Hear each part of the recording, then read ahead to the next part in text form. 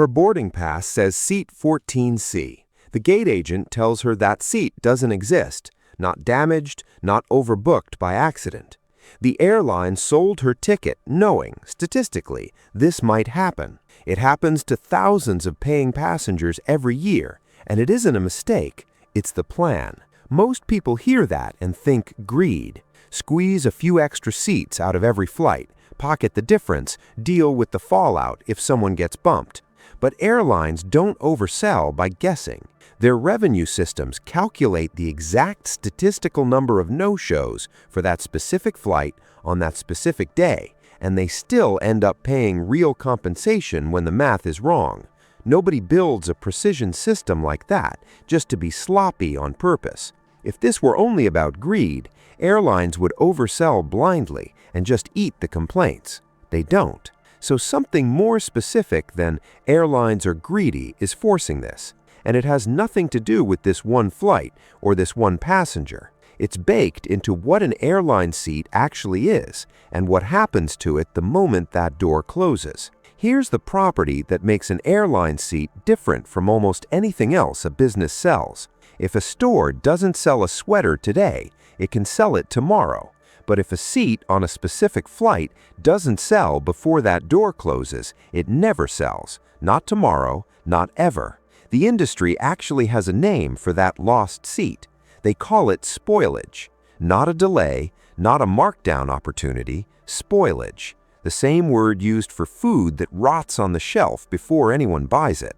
That one fact reorganizes the whole question. An airline isn't managing seats the way a store manages sweaters. It's managing something closer to fresh produce with a departure time instead of an expiration date. Except this produce is worth hundreds of dollars a unit, and every flight has its own private countdown that nobody can pause, extend, or reset. Once you see the seat that way, overbooking stops looking like greed and starts looking like a bet against a loss the airline already knows is coming. Every flight has passengers who won't show up, missed connections, canceled trips, people who just don't board. If the airline sells exactly as many seats as there are physical seats, every one of those no-shows becomes pure spoilage, a seat that flew empty and earned nothing permanently. So instead, the airline studies exactly how often that happens on that route, at that time, on that day of the week. Then it sells slightly past capacity to cancel out the loss it already expects to take.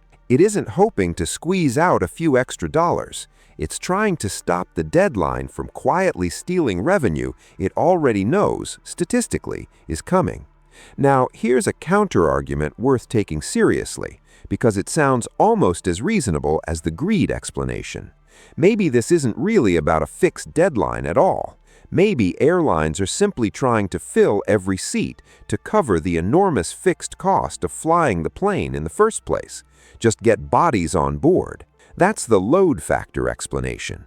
But that version doesn't survive an honest look at how airlines actually behave. If the goal were purely to maximize how full each plane is, airlines would dump their remaining seats at almost any price as departure got close. They'd take whatever they could get rather than fly a plane with empty seats for free. They don't.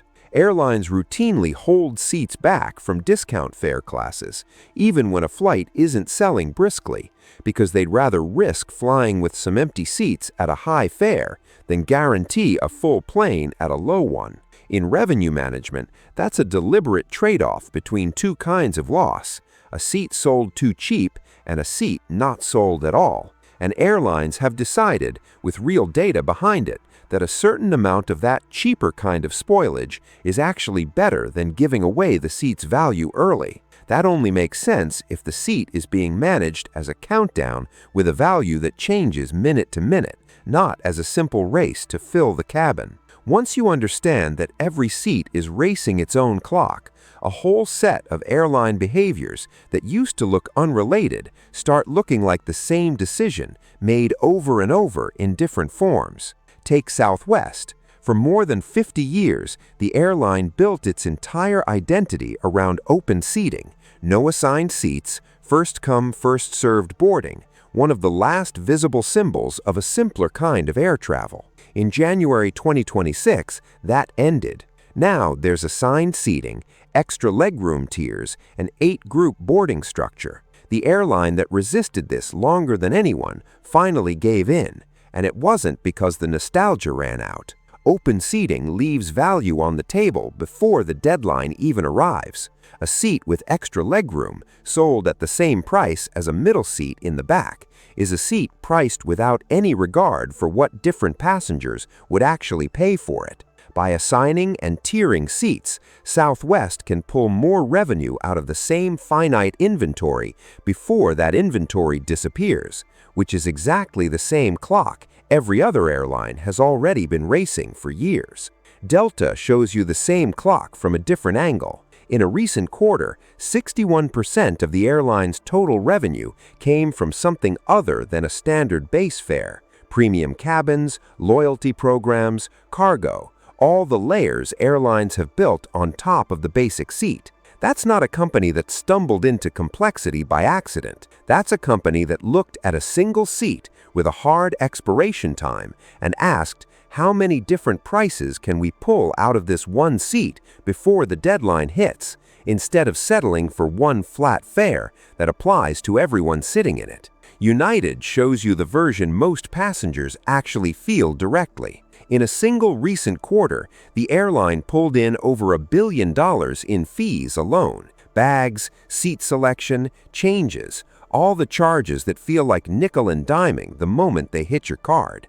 But strip away the frustration, the mechanism underneath is identical to the other two. Once the base seat is sold, everything's still sitting unsold before departure. The extra inch of leg room, the earlier boarding position, the aisle instead of the middle, is still racing that same clock. Fees are just the airline finding one more way to sell off fragments of a seat's shrinking value before that value hits zero. Overbooking, tiered seating, unbundled fees. 3 things that look completely unrelated from a passenger seat in the terminal, and all 3 trace back to the exact same pressure: a hotel room, a movie theater seat, a wedding venue Saturday slot. Anything that expires and can't be stored ends up governed by some version of this same logic. Airlines just do it at a scale and a level of precision no other industry has ever had to.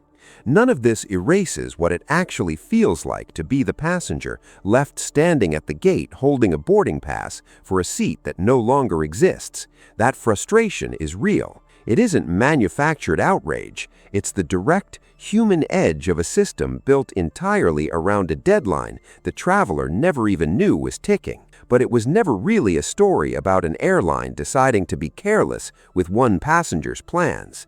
It's a story about a business whose entire product disappears completely, forever, the instant a door swings shut.